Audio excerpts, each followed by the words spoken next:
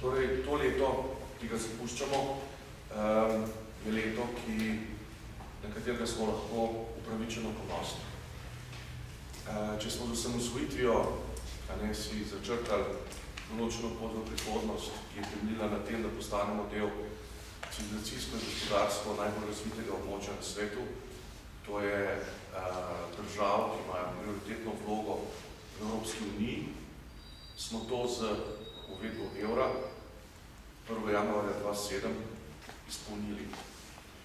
Ne bi bo dovoljno ob koncu tega leta še enkrat tukaj počastiti spomin očeta slovenskega evra in Slovenca, ki se je leto in pol nazaj nepovratno poslovil, dr. Andreja Bajuka.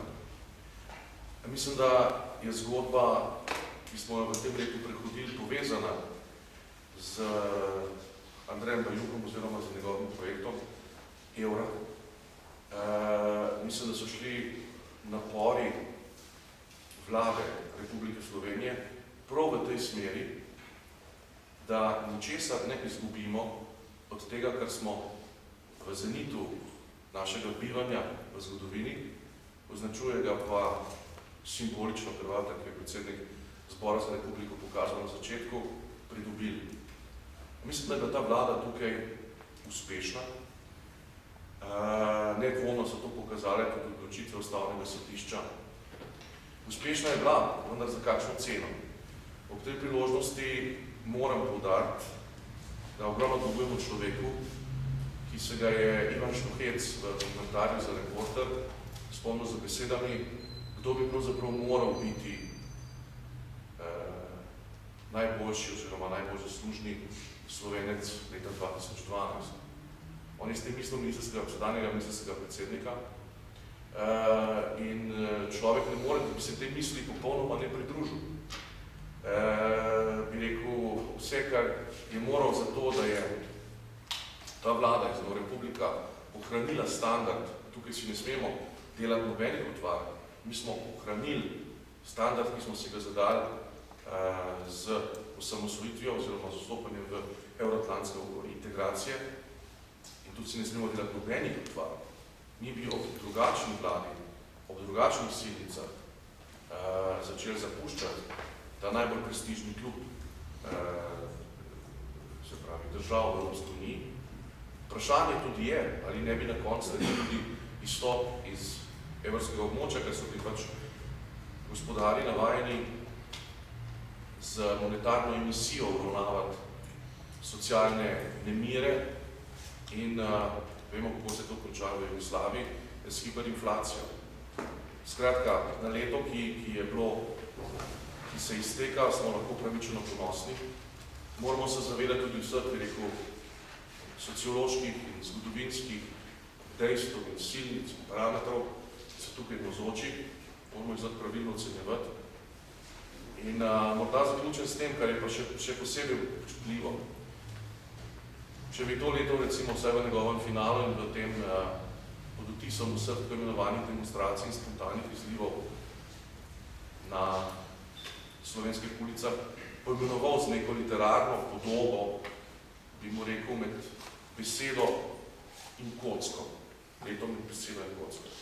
S tem, kot besedo razumem to racionalno počelo urejene stvari v svetu, zakon, lex, Evropsko unijo, ki je stebr tega. Pod kocko pa razumem vse, kar se dogaja v zakulisju, pod kocko se razume, da so politične skupine, ki so bile na demokratičen način izločene ob volitvah iz skrbi in odgovornosti za upravljanje z državo, sedaj poskušajo skozi stranska vrata vrniti z nasiljem v republiko, to je kocka. Ne nazadnje, skozi kocko ob tem sklepu leta označujem tudi to največjo moralno sprevrženost, ki jo sam zaznavam, namreč, da mediji ustvarjajo ne samo določeni mediji, so da ne vsi določeni segmenti, anarhijo in strah v državljanih, ampak predvsem ustvarjajo avtoritete, tako imenovane moralne avtoritete slovenstva, ki si to po nobenem kriteriju ne zaslužijo biti. Ne, tukaj omenim dva, s tem sklenem, to ni ad persona, ampak je ad conscientiam, se pravi, za zavest slovenskega naroda. Moralna avtoriteta naroda ne more biti nekdo, ki je z brzostrelko popričanih, to je objavljeno v zavezi, to je pomladi 2010, leta 1945 v Vetrinju civiliste naganjal v živinske vagone, ki so jih vodili potem pretehali na likvidacijo, to ne more biti moralna avtoriteta.